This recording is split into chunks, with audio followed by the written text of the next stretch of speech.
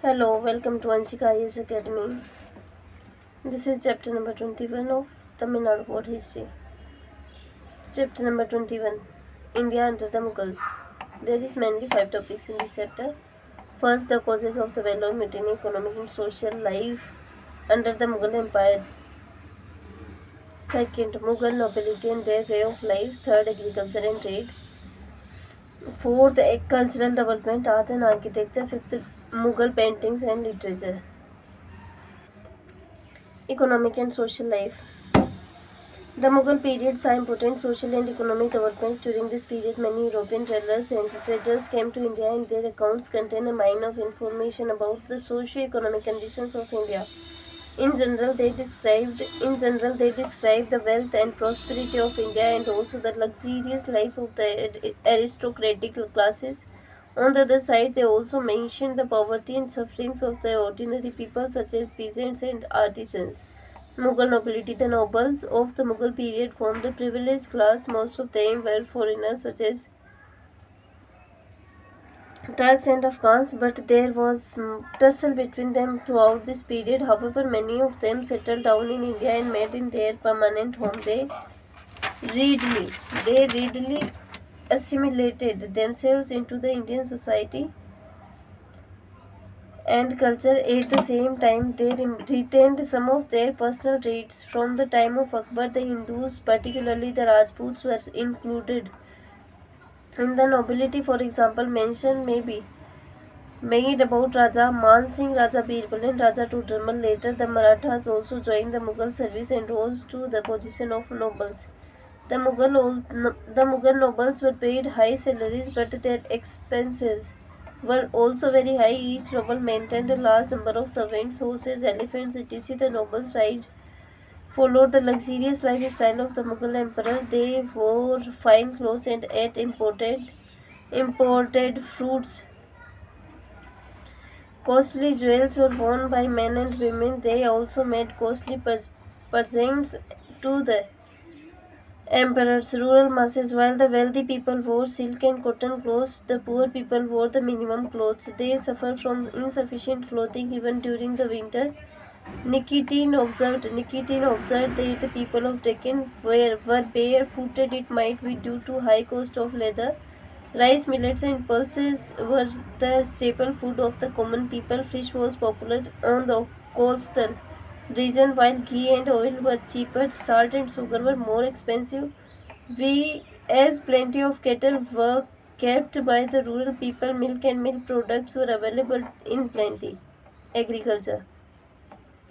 An estimate comes that the population of India at the beginning of the 17th century was about 125 million, as plenty of land was available for cultivation.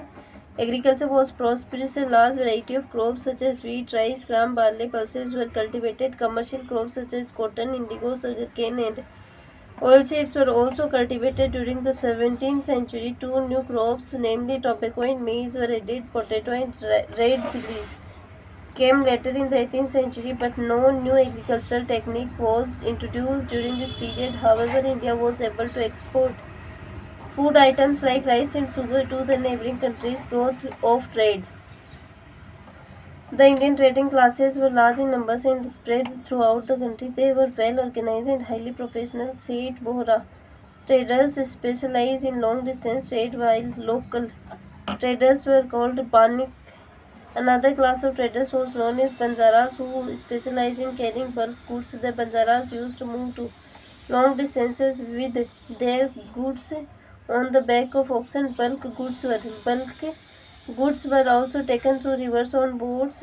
The trading community did not belong to one caste or religion. The Gujarati merchants included the Hindus, Jains, and Muslims. In Rajasthan, Oswals, Maheshwaris, and Agrawals came to be called the Marwadis, Multanis, Khetris, and Afghanis conducted trade with Central Asia.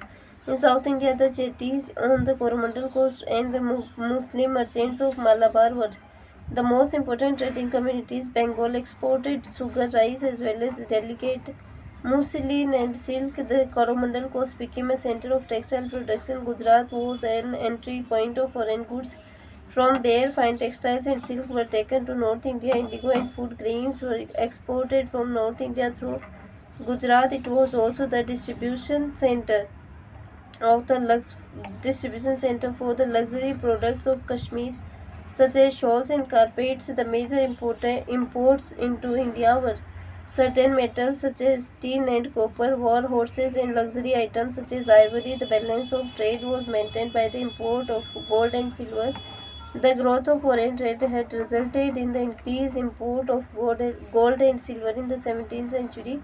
The Dutch and English traders who came to Gujarat during the 17th century found that Indian traders were alert and brisk. Central development under the Mughals. Cultural development under the Mughals. The Mughal period witnessed a significant and widespread development in cultural activity. It was manifest in the sphere of art and architecture, painting, music, and literature. In this cultural development, Indian traditions were blended with Turco-Iranian culture, which was brought into India, which was brought into India by the Mughals. Art and architecture. The architecture of the Mughals includes the magnificent forts, palaces, public buildings, mosques, and mausoleums. The Mughals were fond of laying gardens with running water. Some of the Mughal gardens, such as the Nishat Bagh in Kashmir, the Shalimar Bagh at Lahore, and the Pinjore Garden in the Punjab, have survived even today. During the reign of Sher Shah, the mausoleum at Sasaram in Bihar and the Purana Killa near Delhi were built. These two monuments are considered as architectural marvels of medieval India. Large-scale construction of buildings started with the advent of Akbar. He built many forts, and the most famous one was the Agra fort. It was built in red sandstone. His other forts are at Lahore and Allahabad. The climax of fort building reached its climax during the reign of Shah Jahan. The famous Red Fort at Delhi, with its Rang Mahal, Diwan-e Am and Diwan-e Khas, was his creation. Akbar also built a fort complex at Fatehpur Sikri, city of victory, 36 kilometers from Agra. Many buildings in Gujarati and Bengali style are found in this complex. Gujarati style buildings were probably built for his Rajput wives. The most magnificent building in it is the Jama Masjid, and the gateway to it, called Buland Darwaza or the Lofty Gate. The height of the gateway is 176 feet. It was built in commemorate Akbar's victory over Gujarat. Our other important buildings at Fatehpur Sikri are Jodhabai's Place and Panch Mahal with 5 stories. During Akbar's reign, the Humayun's tomb was built at Delhi, and it had a massive dome of marble. It may be considered the precursors of Taj Mahal. Akbar's tomb at Sikandra near Agra was completed by Jahangir. Nur Jahan built the tomb of Atmatullah at Agra. It was constructed wholly of white marble with floral designs made the semi-precious stones on the walls. This type of decoration was called Petradura. This method became more popular during the reign of Shah Jahan. The Petradura method was used on a large scale in the Taj Mahal by Shah Jahan. The Taj Mahal is considered a jewel. Of the builder's art. It contains all the architectural forms developed by the Mughals. The chief glory of the Taj is the massive dome and the 4 slender minarets. The decorations are kept to the minimum. Mosque building had reached its peak during Shah Jahan's reign. The Moti Masjid at Agra was built entirely in white marble. The Jama Masjid at Delhi was built in red stone. The Mughal architectural traditions continued in the 18th and early 19th century. Their influence in the provincial kingdoms is clearly visible. Many features of Mughal tradition can be seen in the Golden Temple at Amritsar. Paintings and music. The contribution of Mughals to the art of painting was remarkable. The foundation for the Mughal painting was laid by Humayun when he was staying in Persia. He brought with him 2 painters, Mir Syed Ali and Abdul Samad, to India. These 2 painters became famous during Akbar's reign. Akbar commissioned the illustrations of several literary and religious texts. He invited a large number of painters from different parts of the country to his court. Both Hindus and Muslims joined in this work. Baswan, Miskina and Daswant attained great positions as Akbar's court artists. Illustrations of Persian invasion of Mahabharata and Ramayana were produced in miniature form. Many other Indian fables became the miniature paintings.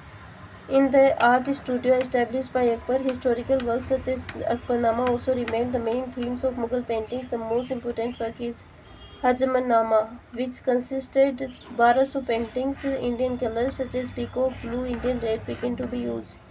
Mughal paintings reached its climax during the reign of Jahangir. He employed a number of painters like Abul Hasan, Bisandas, Madhu, Anant Manohar, Govardhan, and Ustad Mansoor. Apart from painting the scenes of hunting, battles, and royal courts, progress was made in portrait paintings and paintings of animals. Many albums containing paintings and calligraphy were produced during the Mughal period. Later, the influence of European paintings could be seen. Music had also developed under the Mughals.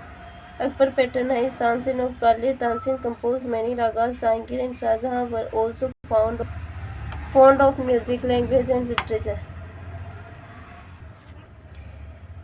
Persian language became widespread in the Mughal Empire by the time of Akbar. Sain Abul Fazl was a great scholar and historian of his period. He set a style of prose writing and it was followed by many generations.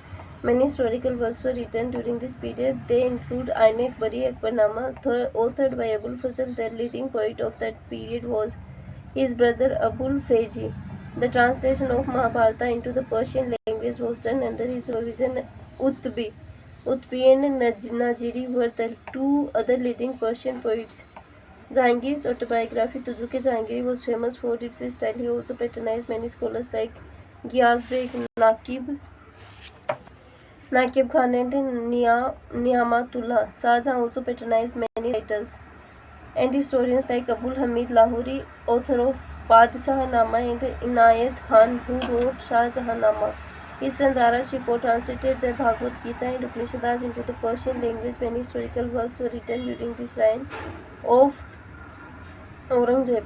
Famous dictionaries of Persian language were also compiled during the Mughal period. Regional languages such as Bengali, Odia, Rajasthani, and Gujarati had also developed during this period. Many devotional works, including the Ramayana and Mahabharata, were translated into regional languages from the time of Akbar. Hindi poets were attached to the Mughal court. The most influential Hindi poet was Tulsidas, who wrote the Hindi version of the Ramayana, the Ramcharitmanas. Learning outcomes of this chapter: socio-economic life under the Mughals, the social and economic life of the nobles, and also the rural masses, agriculture and trade under the Mughals, chief exports and imports, cultural development during Mughals, art and architecture, places for mosque and Mughal gardens, development of Mughal paintings and their significance, growth of language and literature. Thanks for watching.